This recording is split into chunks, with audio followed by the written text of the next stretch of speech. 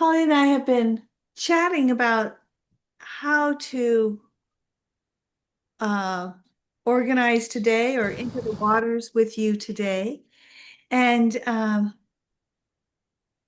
let's just start by putting our hands on our hearts and just welcoming ourselves into the room, into this incredible field that we share together. And just acknowledging that this is for us. Whatever happens today, it's all for us. It's all for each one of us.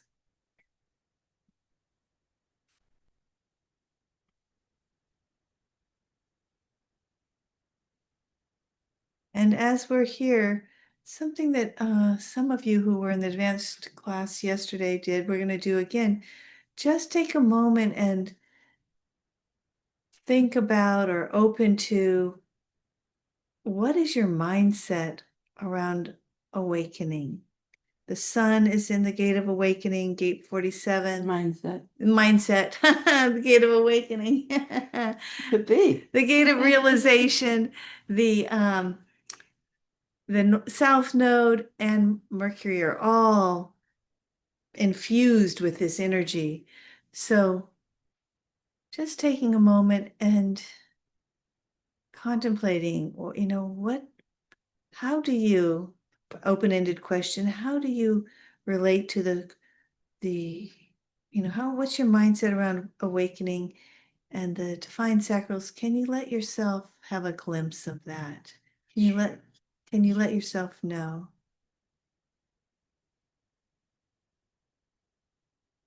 And we thought that we would just start with a check-in.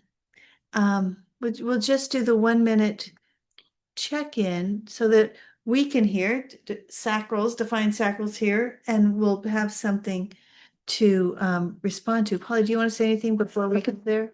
No, I like that direction from canvassing the group so that we have a shared mindset, or at least shared in the sense that we all know the different perspectives where people are landing. Is there someone who would like to start? I'll start. So, oh, I just lost my timer. Hang on. 1 second.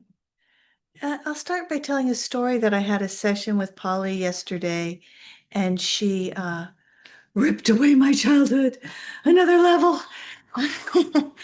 I was realizing that I was looking externally for support. And I saw that my parents, I looked to my parents were very financially supportive of our family. And I realized that I was recreating that, thinking that it was something outside of myself. And the mindset shift I'm looking at with awakening is like there really is no out there. It really is me. I don't know how to explain this as profoundly as I felt it yesterday, and I'm still unpacking it, but seeing that I still have this projection going about support is external. Something is going to come from the external that I rely on. So that's where I am today with this. Thank you.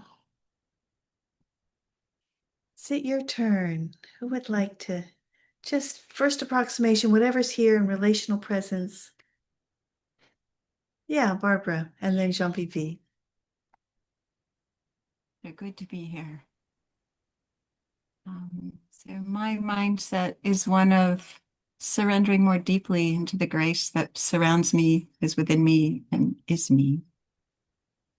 And I've been noticing the last few days as I stay within myself and connected to higher aspects of me, that things that used to require a lot of effort just unfold. And there's a different quality of being present that way. And things that I might do to distract myself or just, no, that's not necessary right now. This is what you need to do. And it's kind of mysterious, this whatever it is that's um come in, but it's lovely. And it feels like a next level of the work I've done to come from within. So thank you for letting me share that. That's perfect. Yeah. Thank you, Barbara. Jean-Vivi. Hi. So I noticed yesterday I was looking at the news outside of me. And I was more rattled by it than I was ready to accept. And then today, after finally having a good time to reset and by sleeping deeply, um, I look at the news and there are better news today, in my opinion. And it's funny because the news about an enemy within, but within. Right. And so in the outside, it's the enemy within. But in me, it's within. Everything is within. And I realized, oh, okay. I realized how much I was grabbed by the outside world, and so it was an interesting experience. Thank you, Jean-Vivi. Who's next? Is it your turn? What's your experience? Yeah, Roxanne. Mm. Yeah, so thinking about awakening, I can remember years back when I first started working with Polly, and I remember her saying, I was on a phone call with her once, and she said, "You're making waking up a full-time job." And I loved where I am now because I'm not trying to wake up anymore. It's That's like I finally figured, it's like it came to me like, okay, I am awake. I get it now. And so now my experience is all about having an expanded consciousness of my awakeness of who I am, and an expanded consciousness of love, and yeah, it just takes takes the pressure off. There's nothing to get to, so it's just allowing me to really enjoy my experience here on this planet in this lifetime a bit more, and to just remain open to, whatever shows up. beautiful. Yes. Thank you, Roxanne. Who's next? Cindy, I see your hand. Wasn't sure. Oh, yesterday in our advanced group, we did a meditation, and through the meditation, I realized that in the words of Richard Rudd with mindset, it's a support for awakening to the light. And so I kind of had a little bit of an aha with the fact that my conscious sun is in gate 64, and the city of that is illumination. And so there's a connection between mindset and the light that I have the ability to shine. And I think for me, just the awakening is happening by me doing less and allowing, and noticing places where I feel resistant. And that's a lot. It's a lot. But just the awareness of it has been really profound. So, yeah, thank you. Thank you, Cindy. Thank you so much, Cindy. All right. Who's next? Is it your turn? Yeah, Abby.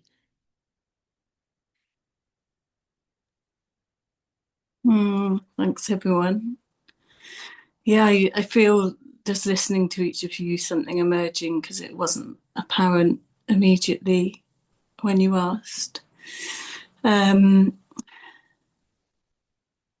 yes, and I noticed that my North Node is in gate 47, and my North and South Node are where the Sun and the Earth are at the moment. And yeah, there's something about, like, there's something abstract about the word awakening for me, but I think I realized that, like, for me, it's actually coming just completely into embodiment, into my body, and that includes facing everything that it means to be human, and kind of what I think, who I think I am, like dissolving who I think I am. Well, yeah, an expansion, an ever expansion. Yeah, I feel like this is a question that could be answered endlessly by everybody. Exactly. Thank you, you, Abby. Thank you. What's next? Yeah, Jane. Thank you. Beautiful to be here. Oh, I just feel like I'm waking up here in New Zealand. I feel full of beautiful possibilities. I feel so supported already being here, and many things are happening. Many great things are happening, including a wonderful meeting up with my dad. Yeah, two days ago, 93. He flew into New Zealand from Madrid via Perth. And it was just so beautiful. It was so beautiful being with him. It's just a real shift. Thank you. Oh, wonderful. Thank you, Jane. Who's next? Heidi.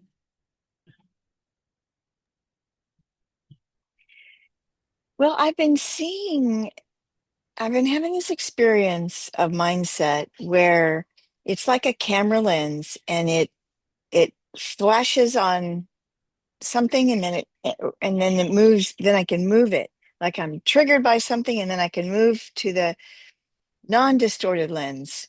And I'm seeing this in so many areas, and I'm seeing where I'm projecting, which of course is probably all a projection, but I'm seeing where I am, and it's just mind-blowing to see that this is coming from me. It's not out there. It's coming from me, and how I'm seeing and how I'm reacting, the story I'm telling myself about whatever. I've been so triggered by a really dear friend, and we're just going along as if nothing has happened. And part of me is like, wait, no, there's something big. I'm not being friends with you. And then it's like, well, that's interesting. That might not be true. It's just fucking mind blowing, I gotta say, to see the agency and where I put my attention, my mindset. Thank you. Thank you, Heidi. So Karina and Deborah, I know Deborah, you're driving, but Karina, what we're doing, if you're available, is you're just listening. Okay. I do want to invite you, if you would like to share your mindset around awakening, that's what we're doing. So I'm just, okay, Deborah? Great.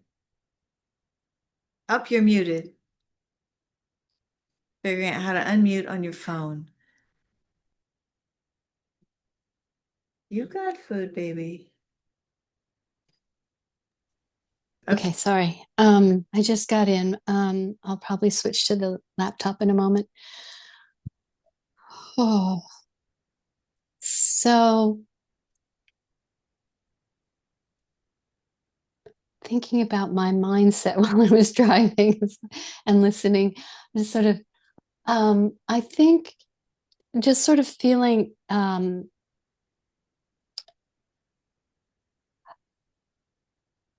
night I had an experience of really just settling into my heart, settling into source, settling into I am. And that is being aware of that. Because when you're there, you are awake. So to have a glimpse of that, to just sort of settle with that briefly was very sweet. So good. Thank you.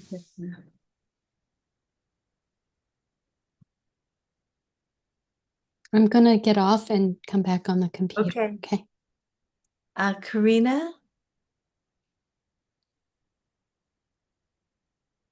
would you like to say something? Wondering if even with your video off, you want to say something. You're typing in the chat. I can't speak. Okay. All right. So maybe just speaking into from your own heart to yourself, taking a moment with yourself.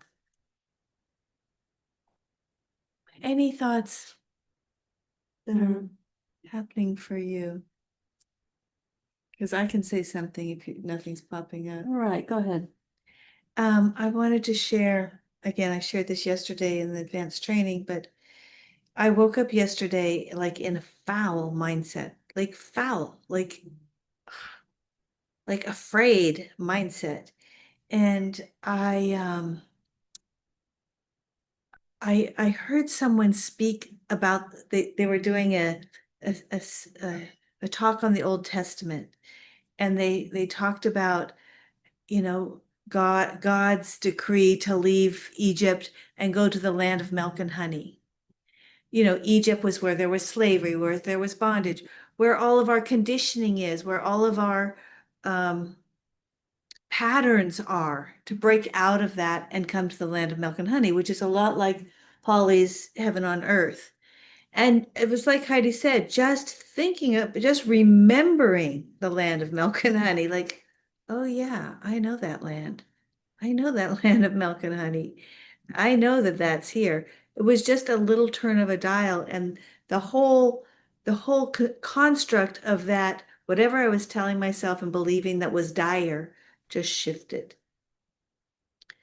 So this mindset piece is huge. It's huge in our learning human design. It's huge in our how we are towards our chart.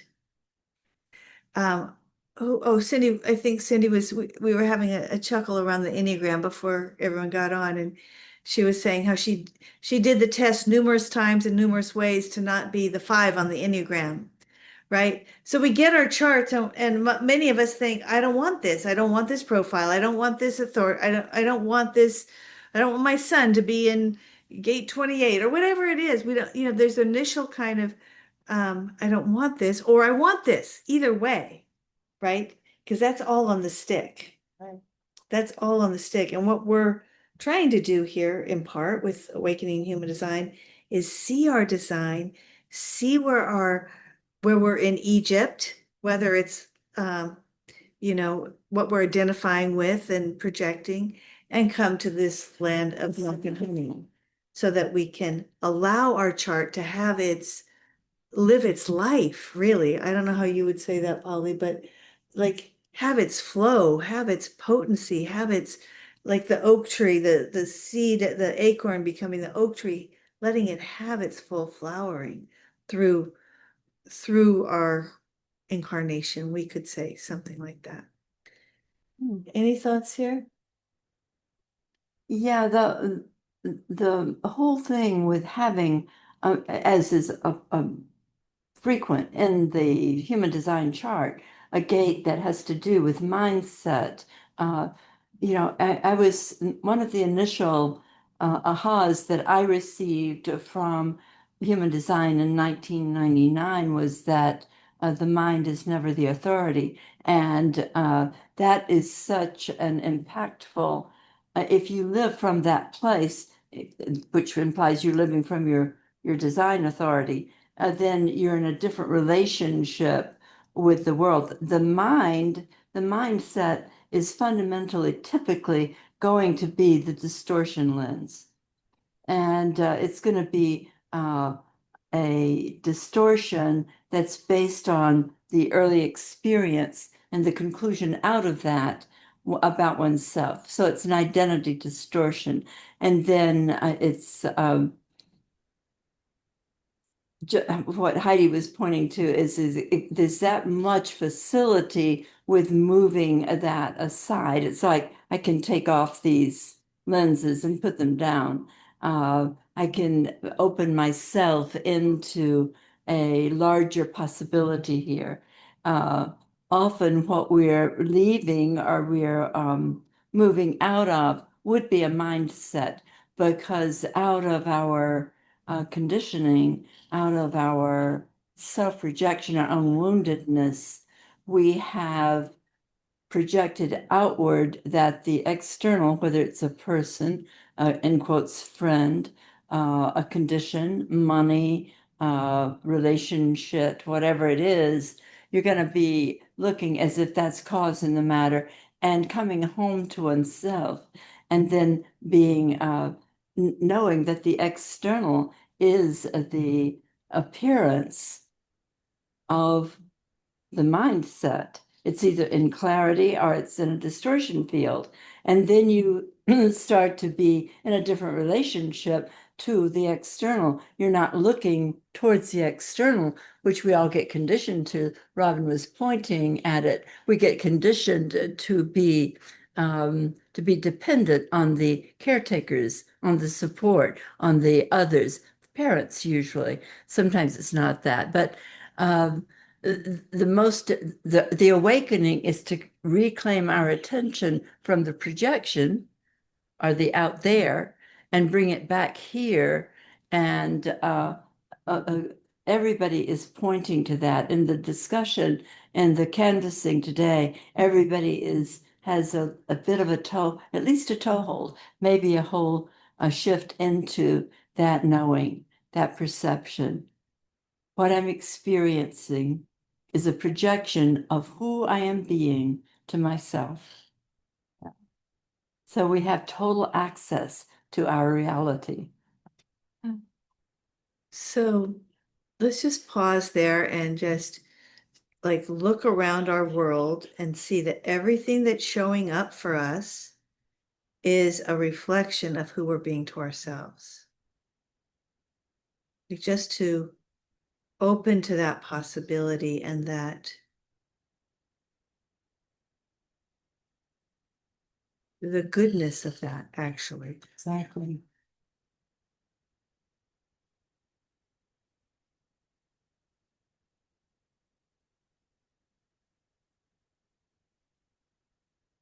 That is an experience of coming home to your own heart, what I often these days attribute or name the field of allowing, this openness, the spaciousness that Roxanne was describing in her own experience. Yeah, it's like the artesian well. It's like the tube tour overflowing, the cornucopia, right? And it's without resistance. The field of allowing is our true nature in the sense that it is our awake awareness without the mind's imposition of limitation and categorization.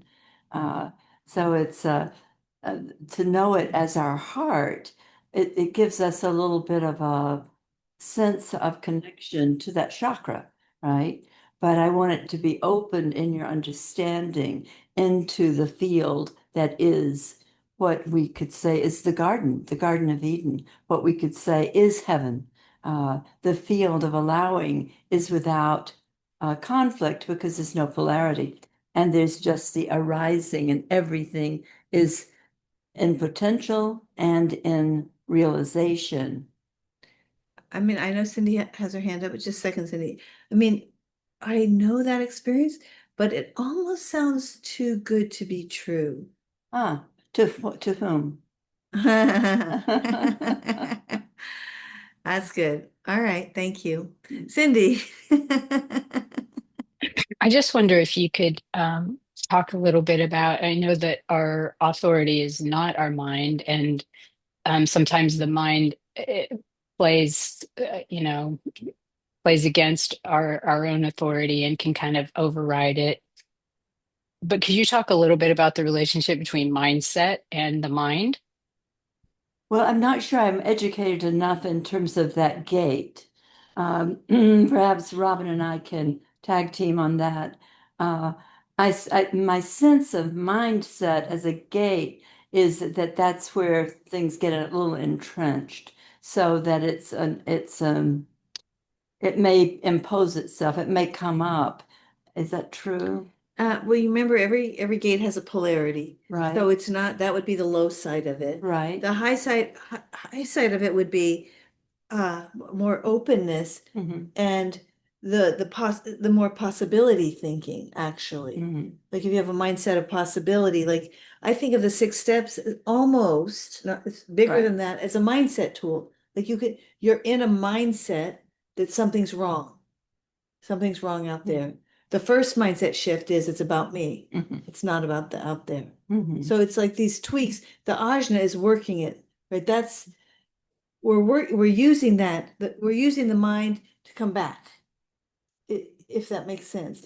Right, it does. And because of the all of the projection, all of the polarity is based in mindset, actually, which is what you're pointing to. It's awareness of it, holding forth, awareness of it, assuming precedence and authority, so that we can make a distinction in our consideration. Well, that's the mindset. We know many of the mindsets of the programming of this incarnational 3D reality, um, so that we can, what that would be called is programming, right? So that when an automaticity comes up, it's to do it, give it the sniff test because it's probably mindset. Is this answering your question, Cindy, or what? How are we doing with your question? Yeah, and I think maybe just um, I'm just sitting, I'm wondering about, just the mindset of becoming the witness um, and that being the mindset shift. I think it's a support for us. Right, right. Yeah. Think, I'm just I am yeah, and I think I'm just trying to like I have such an active mind that it's like channeling it into a different space. And I think that being in this witness space really allows me to come back to myself in a way that is not really an intentional mindset, but it's just a settling in. Does that make sense? So we've seen in in the groups we've done many people who say I can't wake up. It's not going to happen for me, right? And that's a mindset based on conclusions, right? That's kind of solidified and like even what I just said to Polly, that sounds really, that's kind of like when there are other people who have the mindset I'm gonna wake up, but it's all from ego. It's all from effort. It's all from A mindset. a mindset Right. place, right? A doing place. Well, and a sense of identity, right? One of the little throwaway lines I use is you can have a shitty ass ugly baby, but it's yours. So we have a kind of pride in our inability to wake up even, or we can have a kind of pride or mindset about being the one who can do it. Like, I've got this. So the mindset typically, if it's fluid, if you can see, I suspect that if there were an energetic correlation to mindset, it would be the the use that I use as the lens through which we perceive, that would be and that would be the same as the mindset, probably. So that it's the distortion, and that's what we are cleaning up, right? So that a mindset could be a clear glass, right? Not a distortion out of our fear-based conclusion, which is what our ego identity is typically. Yeah, super helpful. Thank you. So I just want to swing back to my session with Polly yesterday because I was afraid. I was having some fear and I thought I had to take action. I had to know what to do next. And what Polly said to me was, it's all about your motivation. Are you doing an action motivated from fear? And I would call that a mindset. That fear is a mindset and a motivation. Or are you just doing it out of clarity? So I think if we think of we talk about every part of the chart that is defined as being on the stick, right? So you can have, my mom had a Pollyanna positive mindset. Oh, we're in the middle of Berkeley at midnight and our car has a flat tire after the movies. Isn't this exciting? No, mom, not exciting, not fun, you know? But she was on that end of the stick. She couldn't afford to go to the other end of the stick, right? And she couldn't get off of it. And she couldn't get off of it, That's right? But if we go meta to Yeah. it, then we're in possibility and we're meeting. I think it's a mindset of meeting, really, right. more than positive or negative. Yeah, Deborah. I put in the chat, mind settling or settling the mind. That's like the ultimate mindset. I don't know. That just popped into my head. How does that sound? Settling the mind, the ultimate mindset? Or am I getting caught up in clever words? Well, I like the alliteration there, but it's according to what that implies, right? The settling of the mind into the experience of the field of allowing, the mindset being more fluid and not set. And it seems to me is what you're settling points to, right? Yeah. Which is really, yeah, good. If, however, just to be the devil's advocate here, we're settling the mind, like Cindy's got this active mind, we're settling the mind as a doing in order to get something, then that is, if it's a task, I think that is, brings in the strain of ego identification. I've got a settled mind. No, I didn't mean it that way. I meant literally just allowing the mind to settle. Yeah. And sometimes that happens easily and sometimes it doesn't. And then it gets stuck in what you were just describing. But the high end of the stick of that would definitely be the allowing the mind to settle and letting go of it. Yeah, there's a quote from Nisargadatta. He says, "When I know that I am nothing, that is wisdom. When I know that I am everything, that is love." So it's like his next line is that it's my life evolves or revolves between those two. But I think of those as being one thing, really. The sense of the nothingness. I am not a thing. I am not identified with my astrology, with my design. I am an incarnating awake awareness, having a human experience through this vehicle. And everything that shows up, I know it as deriving and arriving out of the one I am, right? So that is the everything. And the nothing is this sense of spaciousness, of not being ego identified. That's the nothingness that is wisdom. But the everything that is love is the experience of opening your eyes and knowing that all reality is arising in your consciousness, right? Just a little aside there from Yeah. from Nissi. In Buddhism, they say it's the two wings of the bird, compassion, wisdom and compassion. So it's very similar kind of thing. Hmm.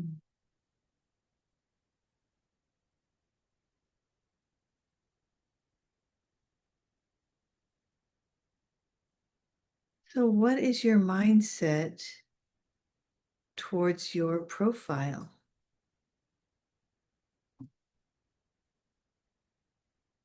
Do you have a um,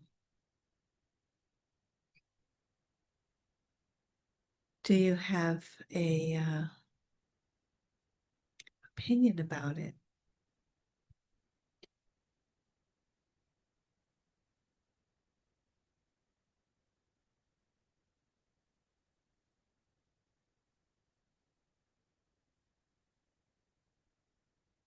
Yeah, Roxanne. All right, I'm not answering that question. I have another one that popped up. I totally get and own that what I'm experiencing is happening by me. And it's like I wrote it down again, even though I've probably written it down a million times. When Polly said what I'm experiencing is a projection of who I'm being to myself. And I had an experience sometime in the last week, I think, and I got it. I was like, okay, this happened by me. And so I asked myself the question, how am I being this way to myself? And there was no answer. I don't know if there's a way to get to that, or just being open to that question, and then maybe at some point the download will come. And um because because sometimes things happen in life that are uncomfortable, um and it's like, wow, I'm being that way to myself, and I really don't know how. I mean, sometimes I do, or I can make a connection to a childhood experience that would cause me to believe something about myself that would attract that in. But then other times it's just a total mystery. And do you have any thoughts, Polly, about what to do with that? Right. Well, if it's not a direct correlation that you can identify, I would have said, had you not just said what you did say, which is that you can often see a childhood correlation or a conclusion that you reached, a kind of aspect of what I call the distortion lens through which you are both perceiving and experiencing reality. And typically it's going to be that. Uh, Mhm. One of the things to look is your opinion about it, right? Your resistance to it, because that's a tell right there, and it might give you a little bit of an of opening into a belief about yourself, right? Uh, Okay. and that would be the direction I'd go in, Roxanne. Okay. Yeah. So then it's taking a step back. So yeah, yes, I am being that way to myself, but then I got to take a step back to the belief that would cause me to What are you be that way to believing myself. about yourself? Exactly. Yeah. And if without that belief, what is happening that you've had resistance to or reaction to may shift also. Right. Yeah. Okay. Thank you.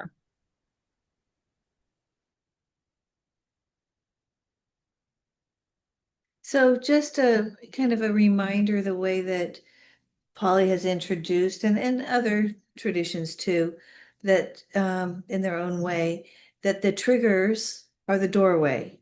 You know, Katie's saying, if you're suffering, you're believing something that's not true.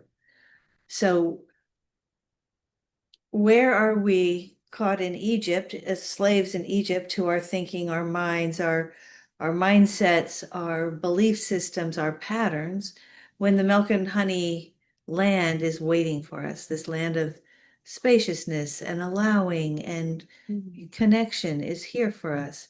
So we want to, with human design, look and see where are we triggered if we're weaving in human design into the mix? Where are we triggered by our profile, by something? We're looking, we're like, oh, good, where am I triggered? Let me find it. Let me find some place where there's a rub so I can free myself, so I can take the next, bondage off of myself. So just, yeah, Deborah.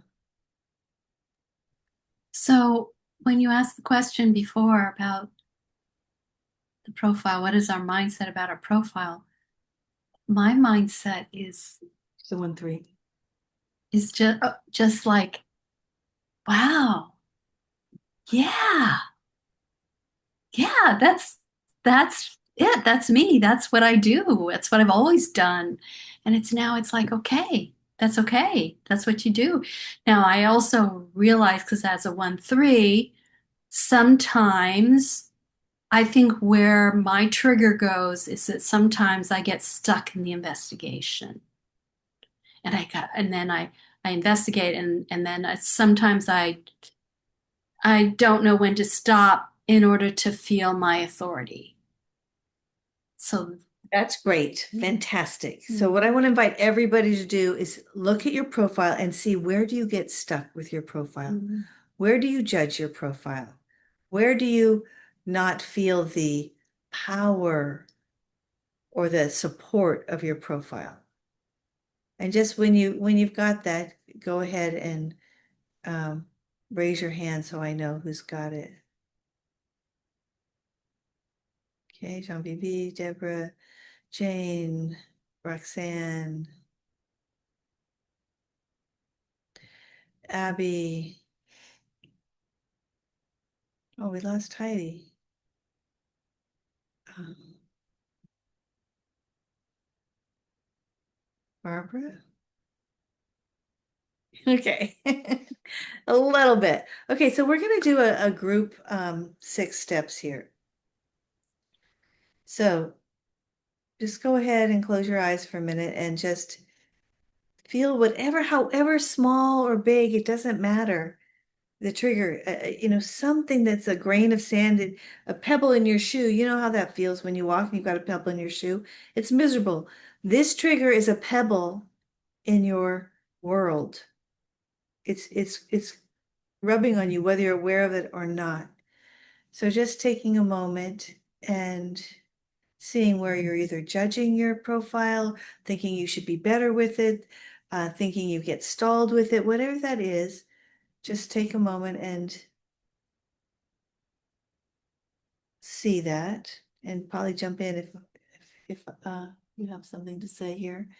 And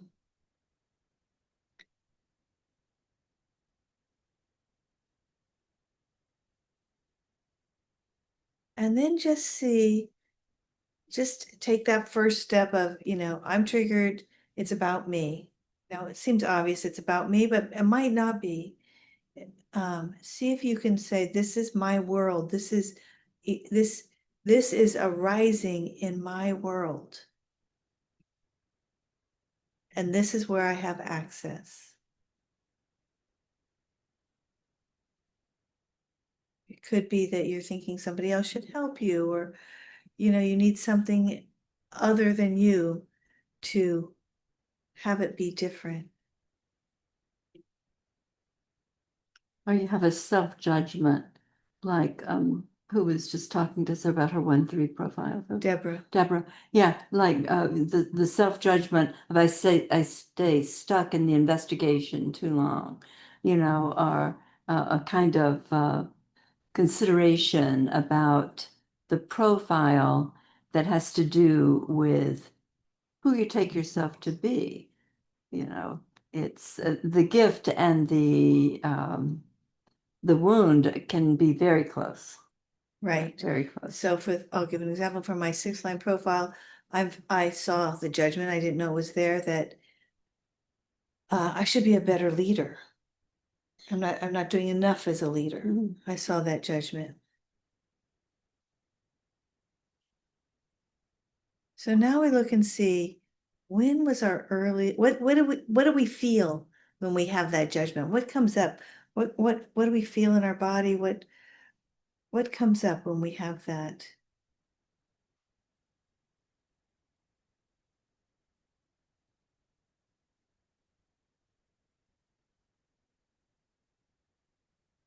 Just to free associate the whatever you're recognizing have its life.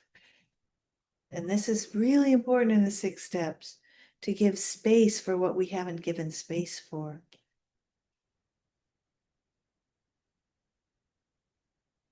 This is, Pali talks about, this is what we've repressed. This is what we've pushed down.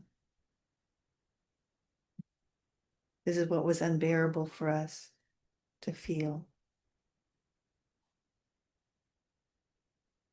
And when you've got a constellation of feelings there, see if you can free associate and go back to your earliest memory of that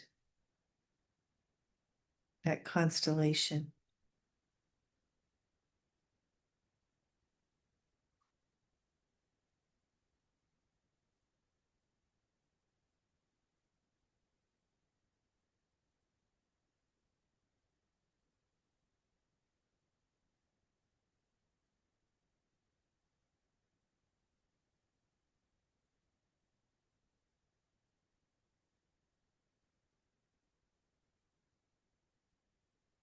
Once you have that memory,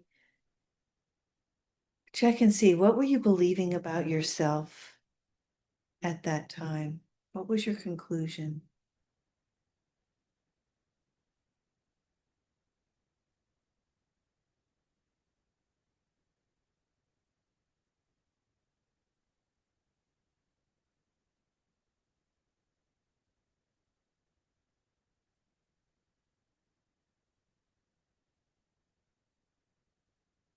Your expression of your profile may have been a place where criticism seemed to come in from the caretakers. In my own experience, being a 1-3, I was happy being left alone with my books or the radio. And then I felt like I should be wanting to be with the other kids, or I should be, and my parents would imply that. They would say, come out now. You've been alone long enough, or you've been reading long enough, or you've been listening to the radio long enough. So I suspect that often a judgment of our profile, which is our instinctive way of it being in reality, that judgment impacts and maybe the seed that starts to create our self criticism. Yeah, so once you have a conclusion, again, we're just playing. This is a high play. We're just messing around here. Go ahead and put it in the chat. Your conclusion of yourself. What did you conclude about yourself at that time?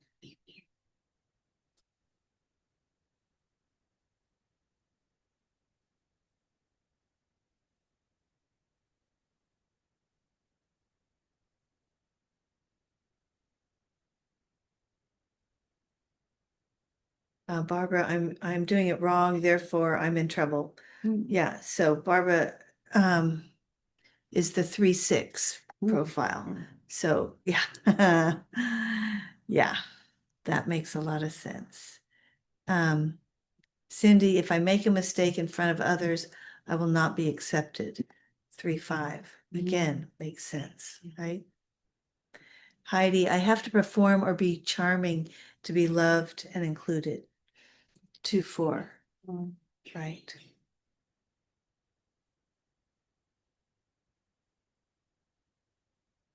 Jane, I need help here and no one cares. Yeah. Yeah. 5-1. Abby, I'm not good enough as I am. I should be different like my older sister. Yeah. Abby, are you 4-6? 2-4. 4. Okay, so if you could go ahead and put that in the chat, then we can. I usually I'll get to remember everybody's, but sometimes I'm on my phone tonight, so I haven't worked out how to put it in the change it on my phone, but I can just pop it in the chat. It's okay. I'm going to make Cindy a co-host so she can change. Okay, thanks. Yeah. 2-4. Yeah. Oh, yeah. Anyone else have a conclusion here that you'd like to share? Mine was, I'm a disappointment. 6-2 profile. I'm a disappointment. Somehow I'm seen as someone who should be a leader in some way, who is recognized as a role model, and then I don't come through. I don't Live up to I it. don't live up to it. Right. I don't live up to it. I'm a disappointment. The least bit of the experience or the perception, and early on for everybody incarnating, the attention particles are going to be out on the caretakers and the family of origin or whatever situation that is. And so the attention is out and it registers as they don't care, or there's nobody here for me, or I'm wrong. And so this is the way the wound sets up. And it may set up initially, it's likely because the profile is so fundamental to the incarnating vehicle, it may very much touch on that or trigger that initially. Without language, just energetically, a disappointment, right? Being wrong. I mean, what I wanted was wrong. Everybody else who wanted to be social and play together and do all of that, that was the way I should have been. I wasn't that way. I wanted to be alone. I wanted to study. I wanted to learn. Uh, I wanted them to leave me the fuck alone. That's what I wanted. And you can see that with 1-3s, right? You can see that. They want to be in their own world, Yeah. exploring the world in their own way. So I want you to take that, whatever that is, whatever that conclusion is, and again, just for a moment, see that that is an identity. See that you've created an identity that is alive and well, even if it's, buried somewhere, it's like It's operative. it's operating, right? Yep. Right. It's Yep. even when you can't see mold, it's still filling the air with mold particles. It's still impacting us. So this is our mold. This is our identity. This is our ego structure that is infiltrating our world in some way. And at some point, we're going to see something come to us and it will validate that conclusion. It will reify that. It will, because we're looking for it. We're looking for And where it's information that our woundedness regarding it is a frequency that's going into the quantum field as viewed so appears. And so it's going to show up, right? That there are people who, like in my case, for much of my life, I had the experience that there were people who had attention on what I was doing. Probably wasn't even true. I don't know now, but the experience coming from the wound around my profile left me in an alert kind of, am I doing it right? Do they think I should be doing something different kind of dynamic with a projected reality that was informed by I should be doing something different, right? so then you're not free to be your 1-3, to have your No, not at all. 1-3. No, because it's going to be in that conditional container, so to speak. Is this something that Cindy's nodding her head? Is this landing? We haven't done this kind of work before, quite like this. And I just want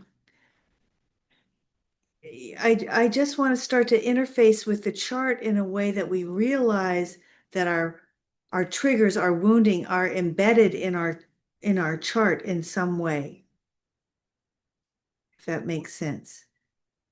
So it's a deeper experience and interface with the chart than just saying It's not who I am, it's what I have. It's the vehicle, right? It's a way in which this vehicle is being expressed and being resisted, and it has a huge play in the matter of one's experience.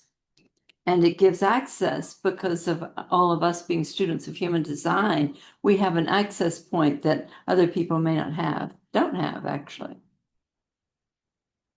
Yeah, so we have an identity structure in place that we're identifying with, and we're having the response from the world to that, right? And we're feeding the response from the world. I mean, it's like oh my God, It's a bad joke. it's a really bad joke.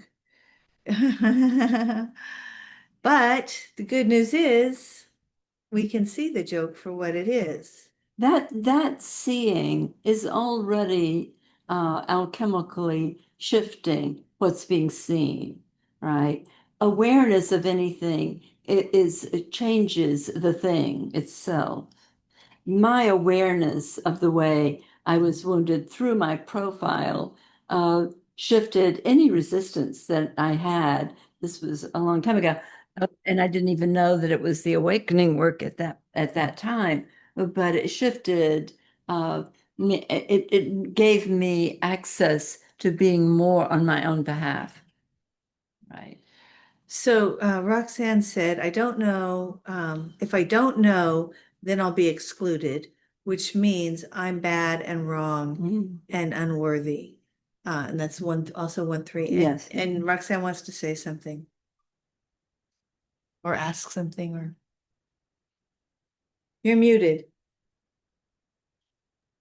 I came up with two different memories that kind of relate to my one line. And one of them I'm curious about. I just want to talk about it out loud, process it. Maybe Polly might have helped me to get some insight on this. Um, and I love that you have a 1-3 profile like me, Polly. So so you can relate to this. I can remember being in first grade and we were learning math in class, and I think we were using buttons or something, like you count out 5 buttons and 6 buttons, and then you add them together and count them all and whatever. And I was loving it. And I went home one day and I told my mom, I said, I want homework. It's like I wanted to do more math. And she said, and she empowered me. She said, ask your teacher for some homework. So I went to school the next day all excited. And I asked Miss Cameron with her cat eye glasses, back in the early 70s, for some homework. I told her, I wanted to do work at home. And she said, well, why don't you do some coloring? And I was crestfallen. It was like she was not taking me seriously. And I just dropped it right there. I'm like, this is pathetic that, like she's not taking me seriously. Yeah.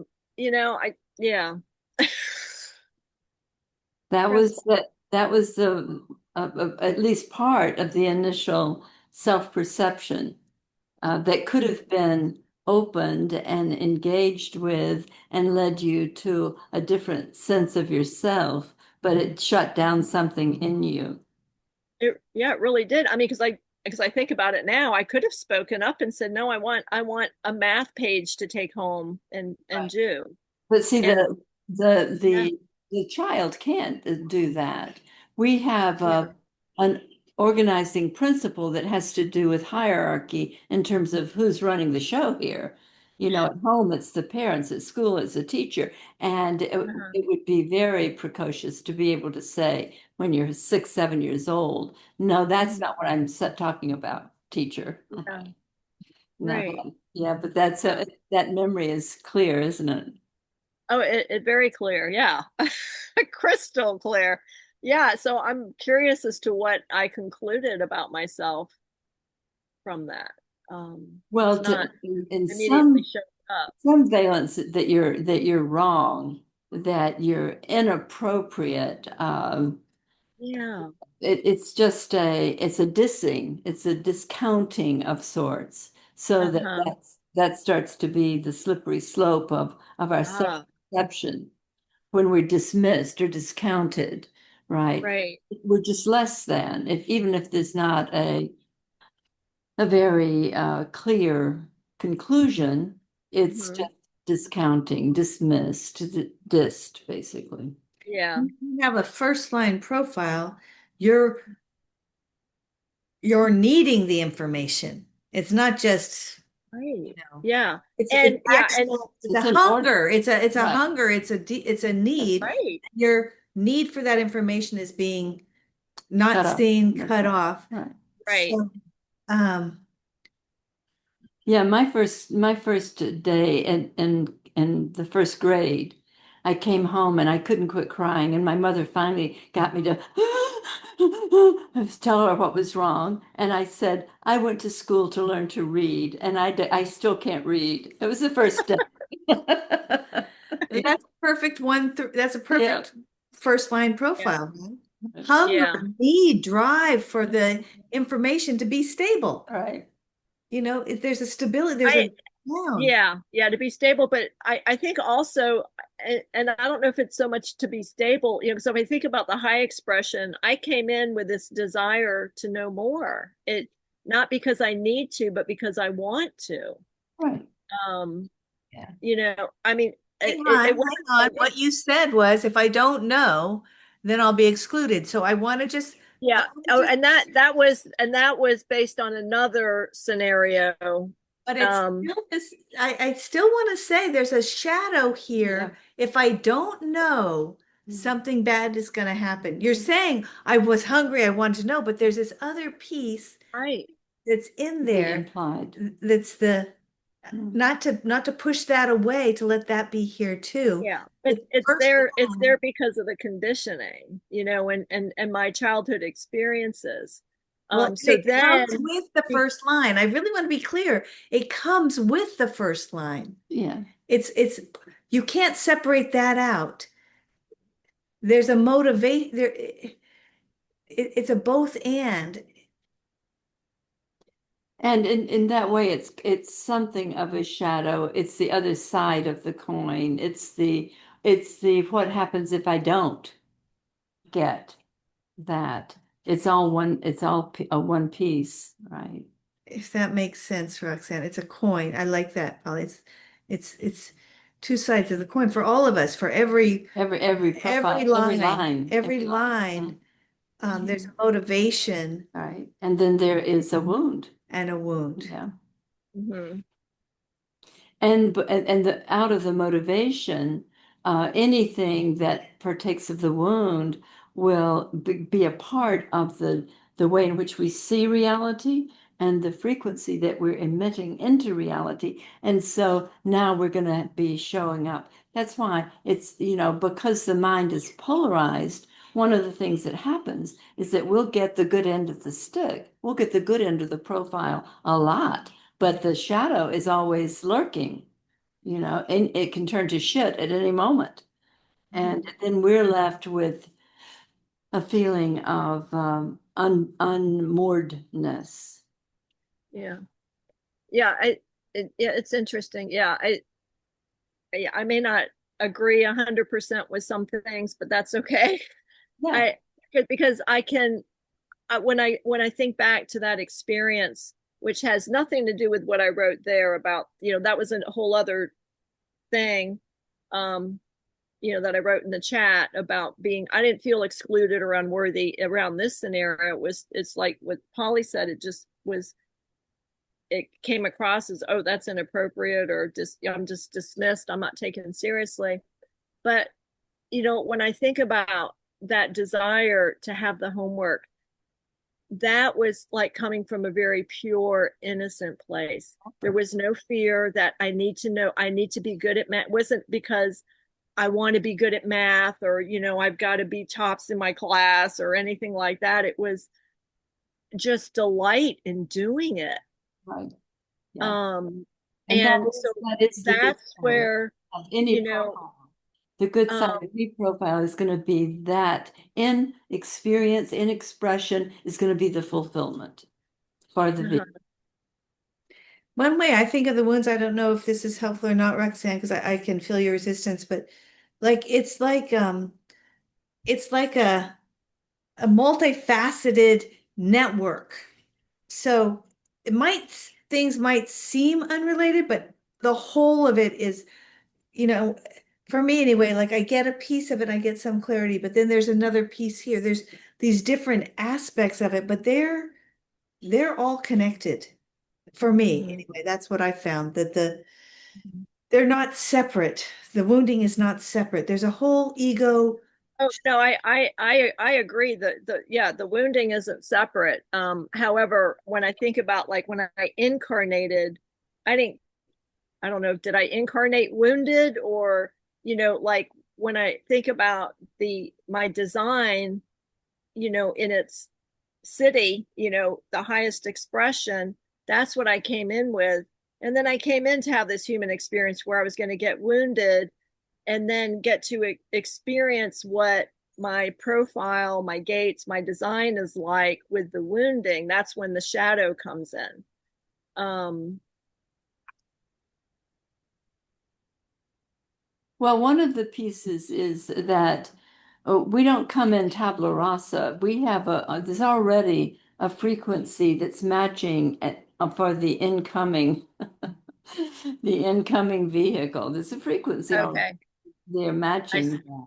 So uh-huh. it's, we as 1/3s would make an equation out of this so that we can have a handle on it. But it's not that straightforward, actually. Uh-huh.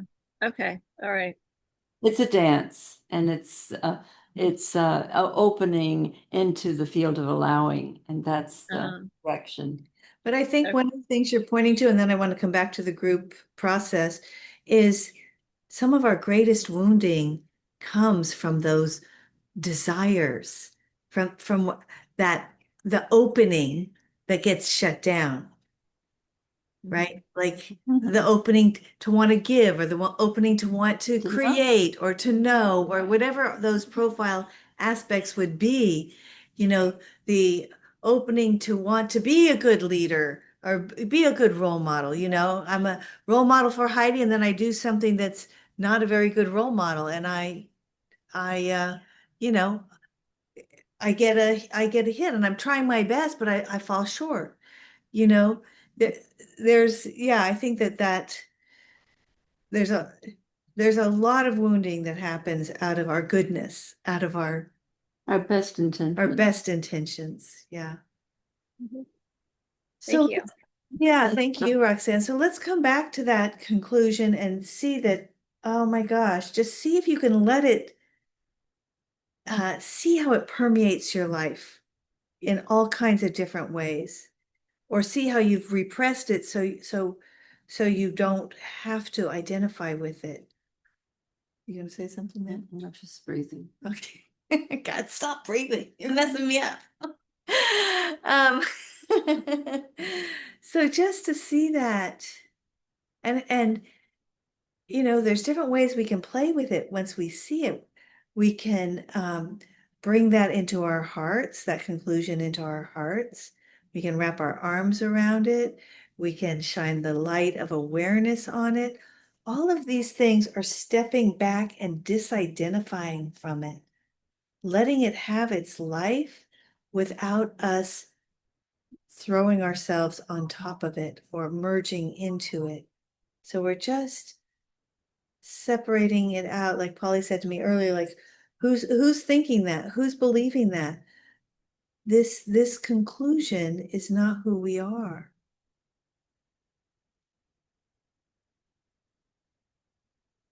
As long as we're identifying with it, either consciously or unconsciously, it's the lens we're seeing through, the lens we're creating the world through. One of the ways we can play with this would be, who would I be without that story? Who would I be without this conclusion? What would be here?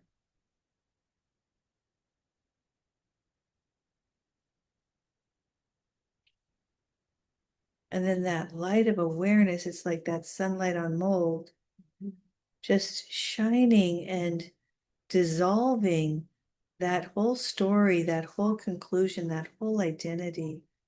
just letting it dissolve. And again, some people, it works to do that through compassion.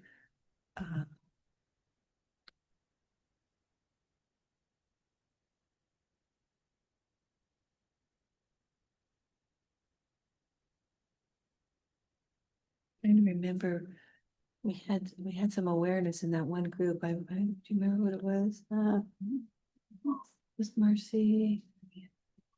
That was just the fundamental realization at the heart of the truth of who I am as that one. So that whatever the I call it the Netflix series of our lives are, whatever that is, that adventure, that drama, that suffering, whatever that is, at the heart of the matter is our true nature. It's pristine and it's alive, and it's our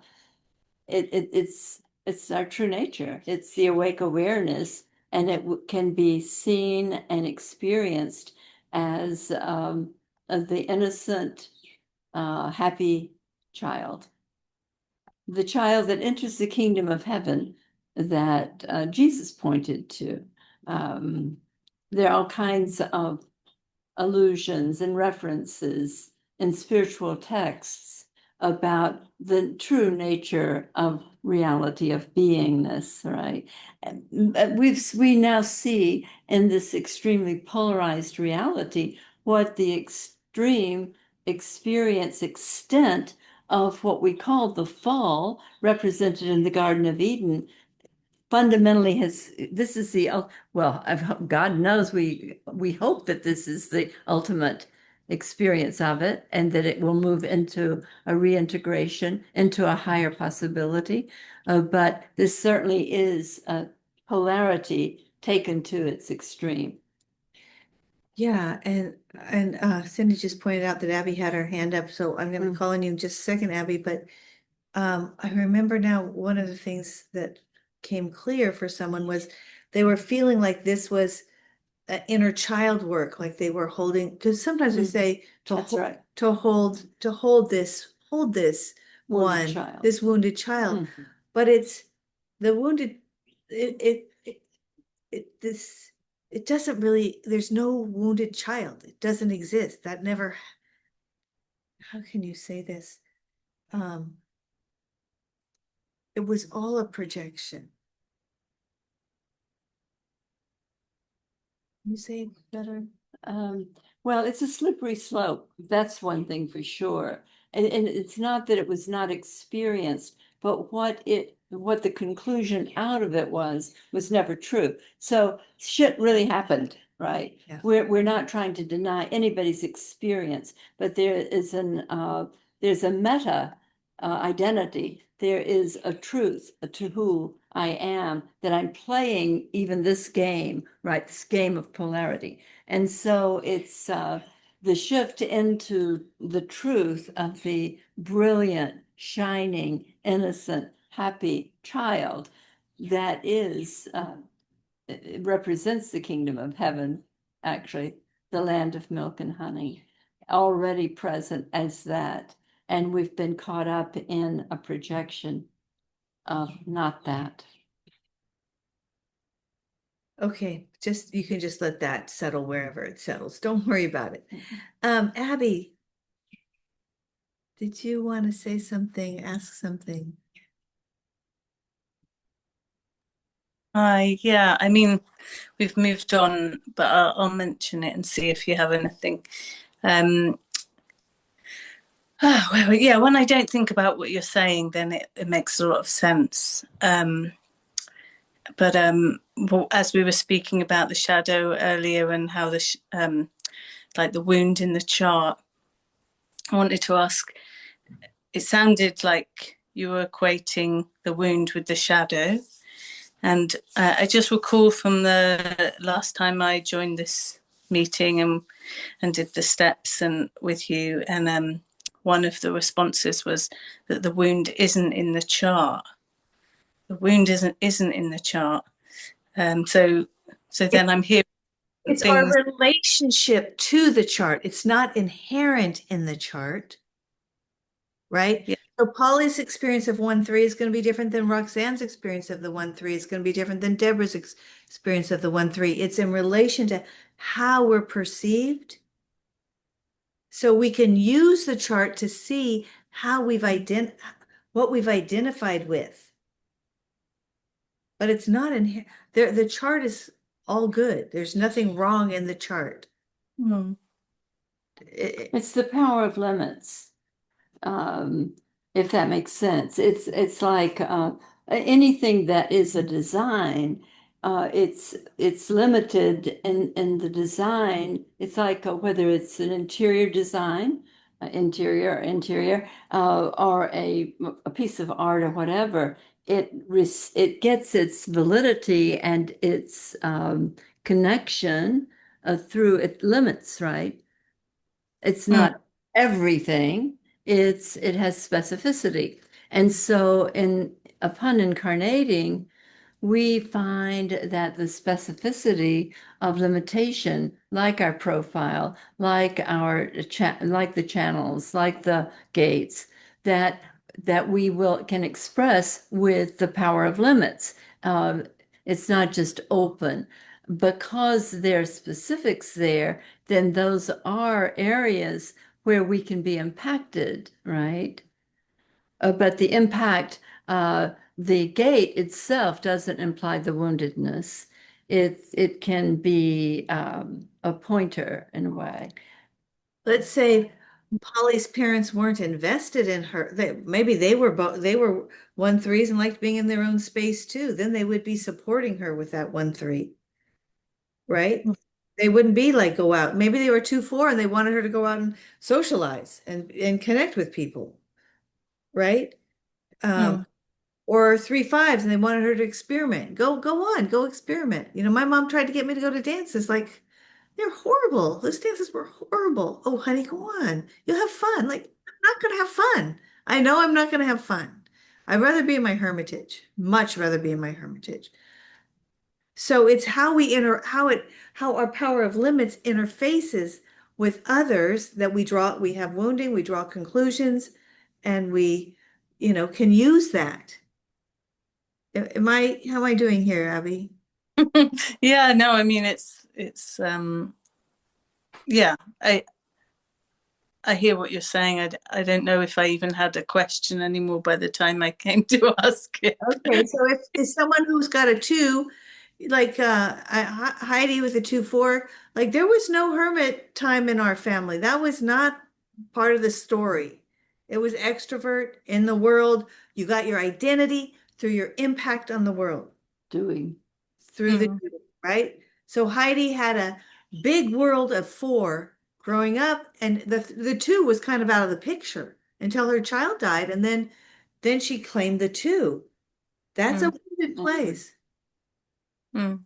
That's a place of wounding. She wasn't allowed in the family structure. That wasn't an identity. That was a valued identity. Mm. Mm. Yeah, So it yeah. wasn't about the chart or the profile. It was about the context, which is also chosen. So, I mean, it's not like. Mm. Mm. Thank you.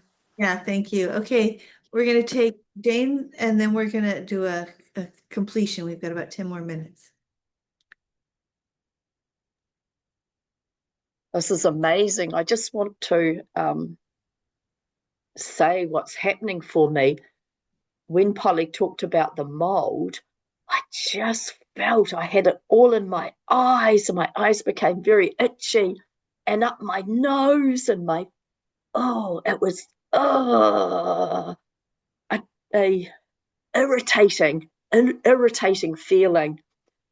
And what I'm remembering is, as a young child, having to leave my country home and go to the city, and no one saw my pain. I didn't want to be a hermit. I was left alone and unsupported. And this is part of this now is telling the story of how really difficult that was. So thank you for letting me share that. Thank you. 5-1. Yeah, so fives aren't seen. They're projected on, they're not seen, right? Typically. Yeah, so that makes Ooh, so you can feel in the room. And just, I love that image of the mold in your eyes and I mean, I had hay fever when I was on the mainland. Oh my God. It's horrible, right? But that picture for all of us, we've got all this mold clogging us up. We can't be clear when we're all clogged up. It's not possible. Jean Baby is that he's got bad allergies. Oh my God. Wow. Anything you want to say there? No, I think this is such a good session today. Yeah. So let's just take a moment again, just put our hands on our hearts and just, what am I taking away here? What's something that's I want to remember? Is there something that some path I want to work with my profile or some part of my chart? Am I inspired to do the gold mining of triggers? Just what's here? Just welcoming whatever it is. And just taking a moment to look at that profile and just imagine it interacting with all the world and all the different ways it's been responded to and how that was for you. How that is for you. What identities you created out of that.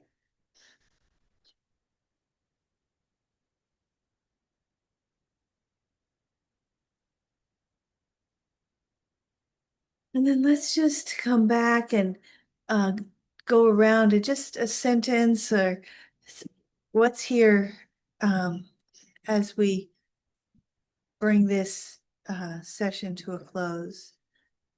Who would like to start? Yeah, Cindy. I think that identity has a way of attaching in places that are so hidden. And I think that just to become aware of where the identity gets attached is really eye-opening. Yeah. Yeah. So thank you for today. This is great. Thank you, Cindy. Yeah. What's next? Is it your turn to let your voice have its space in this ocean of support and compassion? Light. Yeah, Barbara. To be compassionately aware of all the places I've made myself wrong because of projections outside of me, and to hold the truth within. Wow. Yes. Totally. Totally. We can all piggyback, we can all borrow that one for sure.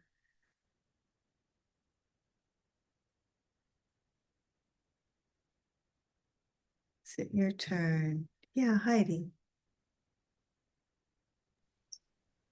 Well, I'm tying it to my profile. I'm seeing as a 2-4, and having lived the 4, I've been out in the tribe, in the connections, the groups, and the 2 being here, and just that the agency in being able to switch back and forth and come back home, come back here.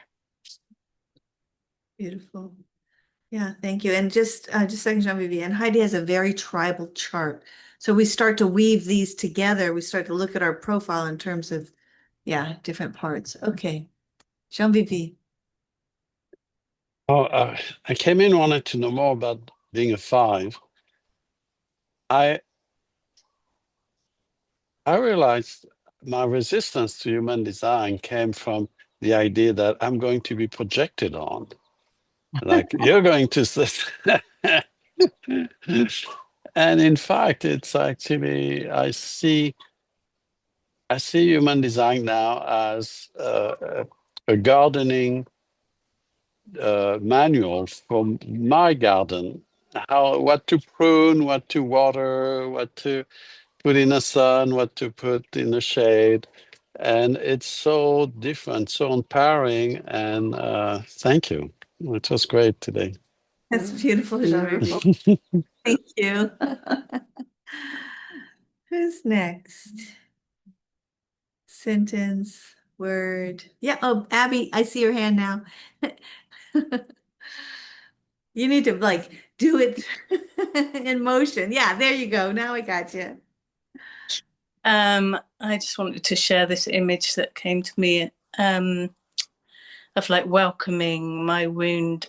If there's a bus with like the bus of awakening, welcoming my wound onto the bus along with my gifts and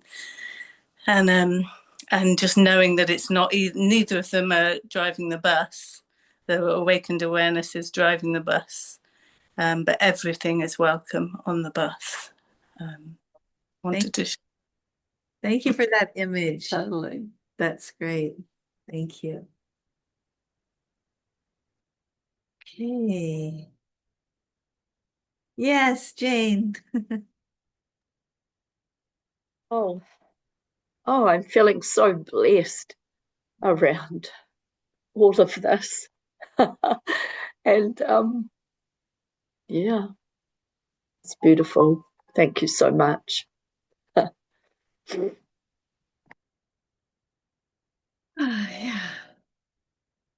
Deborah.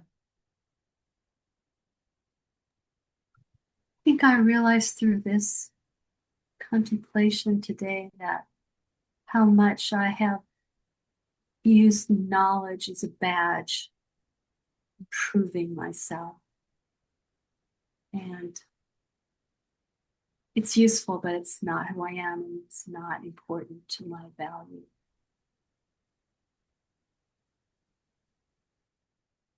Wow.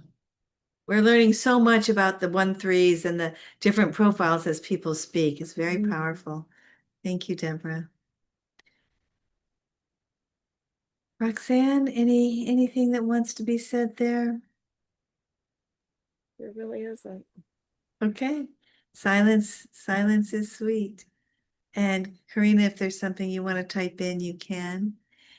I'll say for myself that what I'm taking away is like, oh my God, I'm going to take this yoke of responsibility of Egypt. of being a leader. Like I have to lead everybody out of Egypt. Like, wait a second. Wait, I'm taking that cloak off and let's see what happens when I'm not that yoke cloak. Exactly. What happens if I'm not in that identity? Like what's here? What's here? Let's see. Let's see. Get a lot of attention particles back. Yeah. It's such a burden. It's such a burden. It's such a weight. Like it's such a like, and it makes me an important person somehow. It's very interesting to see it. Wow. To see what I love about my profile is actually, and what I love and respect and, So what you suffer with. it's it's really something. That's good.